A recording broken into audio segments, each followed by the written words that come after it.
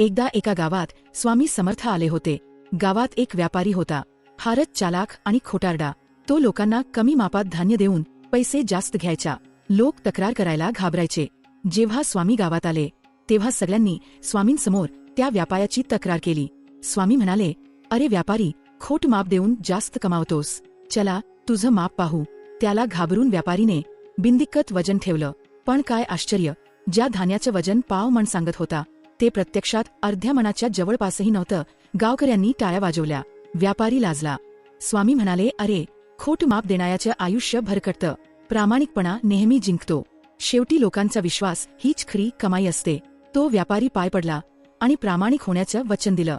या कथेतून आपल्याला शिकता येतं की धोका, खोट माप आणि फसवणूक याचा शेवट नेहमी वाईटच होतो। स्वामी समर्थ सांगतात, प्रामाणिकपणा कधीही हरप नाही, तोच आयुष्याचा खरा भांडवल आहे। जय जय स्वामी समर्थ।